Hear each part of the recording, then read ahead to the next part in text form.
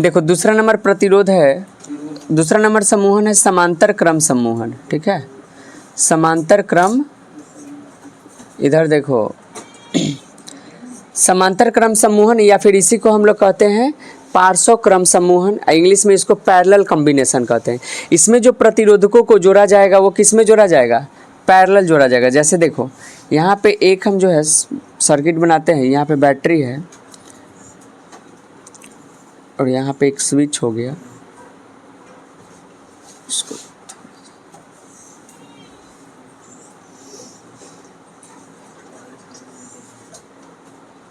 बात नहीं करो।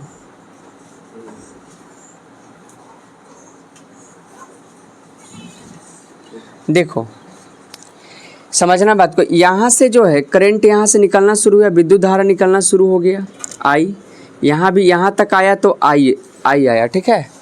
लेकिन इसमें जैसे ही ये यहाँ पे एक ये सब समांतर क्रम में जोड़ा हुआ है, तो इस तार में जो है इसमें जो जाएगा विद्युत धारा वो I1 जाएगा, इसमें जो विद्युत धारा जाएगा वो क्या जाएगा, इसमें I1 इसमें, और इसमें इस तार में I2 और इस तार में I3। यहाँ पे A है, यहाँ पे इस बिंदु पे जो है A है और इस बिंदु पे क्या है B मान लें, तो इसके बीच में जो विभव होगा पोटेंशियल वो V होगा, इसके बीच में पोटेंशियल डिफरेंस कितना होगा V। तो यहाँ पे एक बात को देखना कि यहाँ पे विद्युत धारा का मान अलग अलग लेकिन विभवांतर का मान सेम। समांतर क्रम में क्या होता है कि विद्युत धारा जो होगा, विद्युत धारा यहाँ पे क्या हो जाएगा डिफरेंट। विद्युत धारा देखो इसमें I1 जा रहा है, इसमें I2 और इसमें I3। और श्रेणी क्रम में क्या हुआ था कि I जो है सब में जा रहा है, श्रेणी क्रम सीधा जुड़ा हुआ था, ऐसे जुड़ा हुआ रहे। तो इसमें अगर I जा रहा है तो यहाँ भी I नहीं, यहाँ से भी निकलेगा, इस सब में I जाएगा, ठीक है। लेकिन इसमें क्या हो रहा है कि इसमें I1, इसमें I2 और I3। यहाँ से जैसे मान लो यहाँ समझना, जैसे मान लो कि 10 एम्पियर का करंट आया यहाँ से, अभी 10 एम्पियर का करंट जो है रेजिस्टेंस के अनुसार जो है सब में बट जाएगा। इसमें मान लो कि 2 जा रहा है, इसमें मान लो कि 5 जा रहा है, तो 5 और 2 7 हो गया, इसमें मान लो 3 जा रहा है, तो यहाँ पे विद्युत धारा क्या हो जाता है, बढ़ जाता है। यानी कि I जो है विद्युत धारा का मान डिफरेंट, लेकिन जो पोटेंशियल डिफरेंस है विभवांतर है, विभवांतर जो होगा वो क्या रहेगा, सेम रहेगा, समान रहेगा। उसमें उल्टा था, उसमें विद्युत धारा क्या था, सेम था और पोटेंशियल डिफरेंस अलग अलग था, और इसमें पोटेंशियल डिफरेंस ही सेम है और विद्युत धारा क्या है, अलग अलग है। तो यहाँ पे हम अगर रेजिस्टेंस R1 लेते हैं, यहाँ पे R2 और यहाँ पे R3, ये R1 है, ये R2 है और क्या है R3 है। तो बताओ उसमें जो अलग अलग भी था इसलिए भी निकाले थे, और इसमें अलग अलग क्या है, I है। तो I का फार्मूला बताओ क्या होगा, I बराबर, I से हम पहले I1 निकालते हैं, I1 बताओ क्या होगा, V बट्टा में R1। देखो ना V इक्वल टू फार्मूला होता है IR, होता है ना जी। अब यहाँ से I निकालेंगे तो I का फार्मूला क्या हो जाएगा, V है इधर गुना में है तो इधर आ जाएगा भाग में, V इक्वल टू IR, तो I इक्वल टू कितना हो जाएगा, V बट्टा में R। तो यहाँ पे जो V है वो I1 के लिए तो V ही है, लेकिन जो R है वो V यहाँ पे I1 के लिए R क्या है, R1 है, R के जगह पे यहाँ पे क्या होगा, R1 होगा। अगर हम कहें तुमको I2 बताओ, I2, तो I2 बराबर क्या होगा, I का फार्मूला होता है V बट्टा में R, तो V के लिए तो V है लेकिन R के लिए क्या है, R2 है, R के लिए R2 है, कॉमा हम बोले I3 बताओ, I3 क्या होगा, V के लिए V और R के लिए R3 हो जाएगा। आए समझ में। तो ये भी I1 हो गया, ये I2 हो गया और क्या हो गया I3। अब समझना बात की, इधर से I गया है और यहाँ पे बट गया I1 में, I2 में, I3, और इधर से जब निकलेगा तो I ही ना निकलेगा, तीनों फिर एक साथ यहाँ पे जुट के इधर से कितना निकलेगा, I ही ना करंट निकलेगा, विद्युत धारा कितना निकलेगा, यहाँ से I निकलेगा। तो अगर हम I बराबर तुमको बोले कि I बराबर बताओ क्या होगा, कंप्लीट तीनों को जोड़कर, तो यहाँ पे क्या तुम कहेगा, I1 प्लस I2 प्लस में I3, I बराबर होगा। अब बताओ यहाँ से I1 का मान कितना है, V बट्टा में R1 प्लस I2 का मान V बट्टा में R2 प्लस I3 का मान V बट्टा में R3, होगा कि नहीं होगा, होगा ना जी। अब यहाँ से बताओ V कॉमन ले सकते हैं, V जैसे ही कॉमन लेंगे तो यहाँ पे क्या बचेगा, 1 बट्टा में R1, यहाँ पे 1 बट्टा में R2 और यहाँ पे 1 बट्टा में R3, होगा कि नहीं होगा। ये वाला समझ में आ रहा है। यहाँ से हम क्या किए कि भी को कॉमन कर लिए, तो भी ऊपर से जब कॉमन होगा तो यहाँ पे 1 बचेगा, तो 1 बटा में R1, यहाँ 1 बटा में R2 और यहाँ 1 बटा में R3 होगा कि नहीं होगा। तो यहाँ पे 1 बटा, अब बताओ हमको निकालना है भी इक्विवेलेंट, मतलब कि हमको जो है रेजिस्टेंस निकालना है इक्वल। यहाँ से जो है स्विच को जोड़ दो,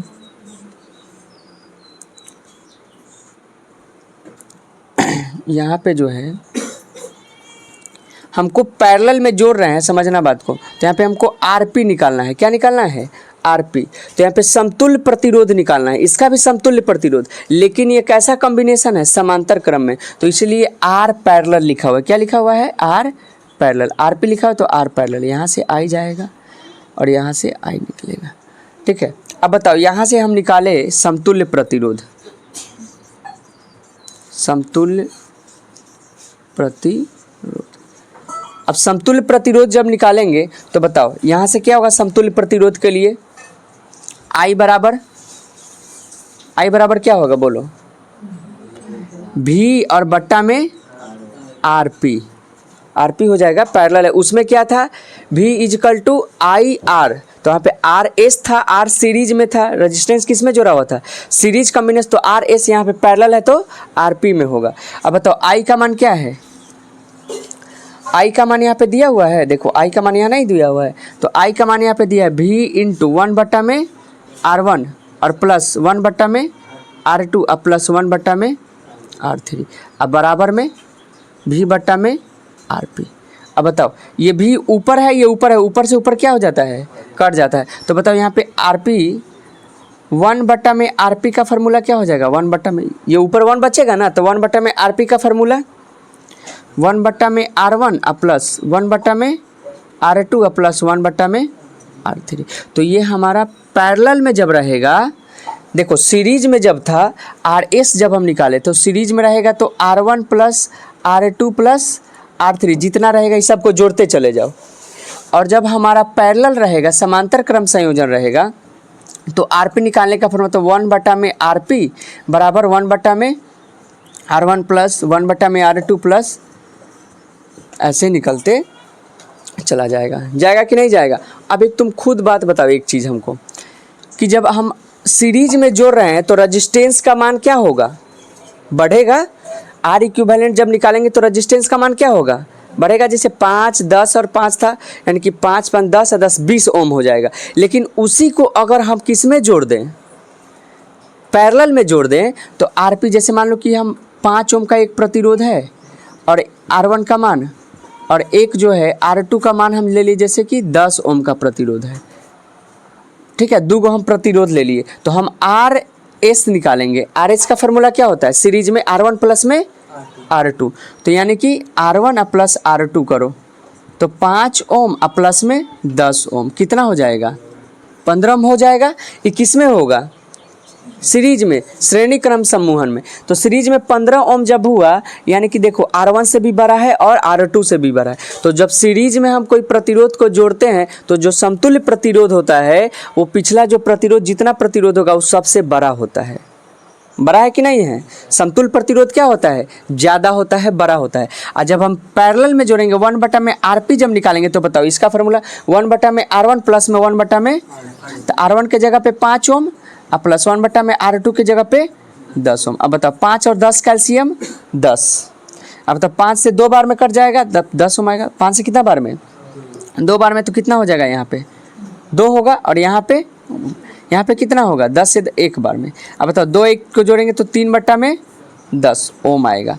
अब देखो ये 1 बट्टा में RP का मान निकला है, हमको RP का न केवल चाहिए, तो इसको क्या करेंगे उल्टेंगे, इसको उलट देंगे। RP को जब उलट देंगे ना तो ये भी क्या हो जाएगा उलट जाएगा, तो 10 बट्टा में 3 आएगा। अब बताओ 10 बट्टा में 3 का मतलब क्या होता है 3.33 होगा ना, यानी कि 3.333 आएगा। अब बताओ इसका 3 है, इसका 3 है, तो अब यहाँ से एक निष्कर्ष निकलता है, पता है क्या, यहाँ पे जब हम निकालें 3.33 ओम का प्रतिरोध आएगा, तो यहाँ से एक निष्कर्ष निकलता है कि जब हम सीरीज में, यानी कहने का मतलब किसमें, श्रेणी क्रम में जब हम जोड़ेंगे प्रतिरोधों को और इक्विवेलेंट प्रतिरोध निकालेंगे, समतुल्य प्रतिरोध, तो प्रतिरोध का मान ज़्यादा होता है। प्रतिरोध का मान क्या होता है ज़्यादा होता है।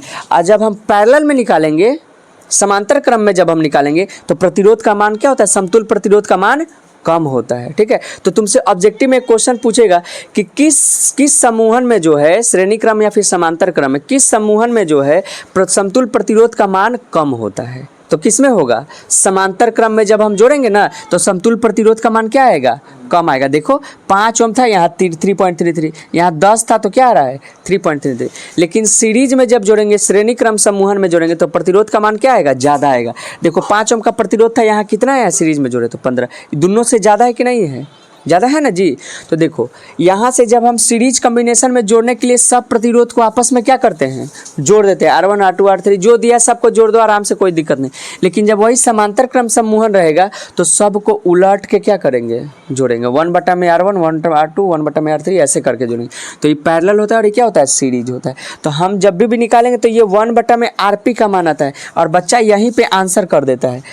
हमको 1/RP का मान थोड़ी चाहिए, हमको RP का मान चाहिए, आरपी का ना चाहिए, आर इक्विवेलेंट। तो यहाँ पे इसको उलट देंगे ना तो इधर वाला भी क्या हो जाता है, उलट जाता है। नहीं उलटने आता है तो यहाँ से क्रॉस मल्टीप्लाई कर सकते हैं। तो 1 में 10 से करो 10 और आरपी में 3 से करो 3, तो 10 उधर चला जाएगा, फिर आरपी से 3 इधर भाग में चला जाएगा, तो वही बात है। तो इससे अच्छा उलट दो। आए समझ में, उतारो इसको। तो बताओ समांतर क्रम में जो है क्या समान रहता है, समांतर क्रम संयोजन में वोल्टेज विभवांतर। समांतर क्रम में क्या समान रहता है, वोल्टेज सेम रहेगा। और क्या डिफरेंट रहेगा, विद्युत धारा। हाँ, दो प्रतिरोध लेते हैं, ठीक है, जिसको समांतर क्रम समूहन में जोड़ना है। तो समतुल्य प्रतिरोध क्या होगा ये देखना है। जैसे दो प्रतिरोध लिए, एक प्रतिरोध R1 है और एक क्या है, R2 है। तो हमको R इक्विवेलेंट बताना है। अब ये जोड़ा किस में गया है, समांतर क्रम में, ठीक है, समांतर क्रम समूहन में जोड़ा गया है। तो बताओ समांतर क्रम संयोजन का फॉर्मूला क्या होता है, 1/RP बराबर 1/R1 और 2 ही है तो 1/R2, ठीक है। अब यहाँ पे देखना 1/RP बराबर R1 और R2 का जब एलसीएम लेंगे, दोनों अलग अलग है तो क्या आएगा, R1 और R2। अब देखो R1 से R1 कटेगा तो ऊपर में क्या आएगा, R2 प्लस R2 से R2 कटेगा तो ऊपर में क्या आएगा, R1 आएगा कि नहीं आएगा। अब बताओ क्या करें।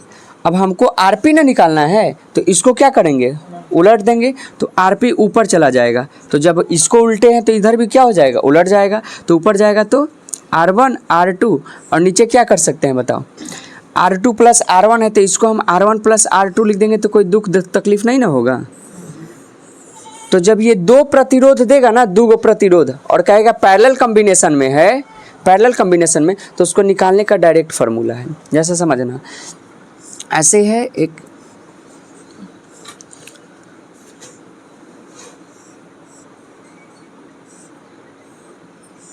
ठीक है, और यहाँ पे लगा दिया गया A और यहाँ पे लगा दिया गया B। इसका जैसे मान लो कि ये 8 ओम का प्रतिरोध है और ये 10 ओम का। तो हमको ये दिख रहा है कि समांतर क्रम में है कि श्रेणी क्रम में, इस किस क्रम में है, समांतर क्रम में है, समांतर क्रम में है ना जी। जब पैरेलल में रहता है तो दो प्रतिरोध है, तो हम कहें कि इसका R इक्विवेलेंट बताओ, तो R इक्विवेलेंट ऐसा ही होगा। अब AB हम लिख दिया, बताओ यहाँ पे दोनों के बदला में हम कितना ओम का यहाँ पे प्रतिरोध लेकर लगा दे कि काम चल जाए, तो उसी को ना समतुल्य प्रतिरोध कहते हैं। तो यहाँ पे RP का फॉर्मूला, दो ही प्रतिरोध है। अब एक बच्चा बनाएगा कैसे, ऐसे करके 1/RP बराबर 1/R1 और प्लस में 1/R2 ऐसे बनाएगा। अब बताओ 1/R1 तो 1 और बट्टा में R1 का मान 8, 1/R2 का मान 10, दोनों कैल्शियम लेंगे तो बोलो कितना होगा, 40 हो जाएगा। 10 और 8 कैल्शियम कितना होगा, 40। 8 से कै बार में तो 5 हो गया, प्लस 10 से कै बार में, 4 बार में, तो कितना आ गया 9/40, 9/40 आ गया। लेकिन ये वैल्यू किसका आया, 1/RP का। हमको तो RP चाहिए केवल, तो RP निकालने के लिए पैरेलल कॉम्बिनेशन में इसको उलट देंगे तो 40 कितना आ जाएगा, 9 ओम आ जाएगा। इसी को पूर्णांक में बदल लो, डेसिमल में बदल लो, वो तुम्हारा काम है। तो यहाँ पे होगा। लेकिन हम अब जब डायरेक्ट निकाल सकते हैं, दो प्रतिरोध का हमको फार्मूला यहाँ पता है, नहीं पता है, RP बराबर क्या होता है बताओ, RP बराबर R1 इंटू R2 अब बट्टा में R1 प्लस R2 होता है ना। अब तो R1 इंटू R2, R1 के जगह पे कितना है 8 इंटू R2 के जगह पे 10, और नीचे 8 प्लस में 10। अब बताओ 8 गुने 10 ऊपर है, नीचे 8 10 कितना हो गया 18। अब इसको काट दो, 2 से नहीं कटेगा, 2 से 9 बार में या 2 से 4 बार में। अब बताओ 4 में 10 से गुना करेंगे तो 40 बट्टा में 9। देखो डायरेक्ट यहाँ पे पहुँच गए। तो 40/9 का समतुल्य प्रतिरोध लगा देंगे तो काम हो जाएगा। लेकिन ये कब लगेगा, जब 2 ही प्रतिरोध दिया हुआ रहे तब। आप कहेंगे सर आप सीरीज में नहीं बताया, पैरेलल में बताया। तो सीरीज में तो आसाने हैं, 2 रहे चाहे कितना भी रहे उसको खाली जोड़ देना है। अगर ये सीरीज में रहता है तो 10 और 8 को क्या करते, अगर यही चीज़ सीरीज में ऐसे दिया हुआ रहता है, ऐसे रहता, सीरीज में अगर रहता है ना तो ऐसे रहता, ऐसे रहता। यहाँ 8 ओम लिखा हुआ रहता है और यहाँ पे 10 ओम लिखा हुआ रहता है। ये सीरीज कॉम्बिनेशन। और ये क्या है, पैरेलल। यहाँ पे यहाँ का और यहाँ का विभव अलग अलग, और फिर यहाँ से यहाँ का विभव अलग। और जिसका विभव अलग हो जाएगा ना वो क्या होता है सीरीज में, और जिसका विभव सेम। देखो ये दोनों का पोटेंशियल निकालना है ना तो डायरेक्ट यहाँ लगाएंगे वोल्टमीटर को और यहाँ से मापेंगे। लेकिन इसका पोटेंशियल डिफरेंस निकालने के लिए तुमको एक यहाँ पे लगाना होगा और एक यहाँ से यहाँ तक का लगाना होगा। तो यहाँ पे अलग अलग है। तो ऐसे पता तुमको कहेगा नहीं, जब फिगर वाला क्वेश्चन देगा ना तो ये कहेगा नहीं कि समांतर क्रम संयोजन में और श्रेणी क्रम संयोजन में। तुमको फिगर दे के खुद पता करना होगा कि समांतर क्रम में है कि श्रेणी क्रम में है। ठीक है, फिगर दे के खुद बताना होगा तुमको। ठीक है, तो बताओ ये समझ में आया कि नहीं। ये किसके लिए है, जब 2 प्रतिरोध देगा तब। तो दोनों प्रतिरोध को ऊपर गुना कर देना है और नीचे क्या कर देना है, जोड़ देना है। हाँ, 2 प्रतिरोध दे और किस में पूछे, समांतर क्रम में तब लगेगा। और श्रेणी क्रम में तो दोनों को जोड़ देंगे, 10 और 8 कितना हो जाता, 18। उतारो इसको।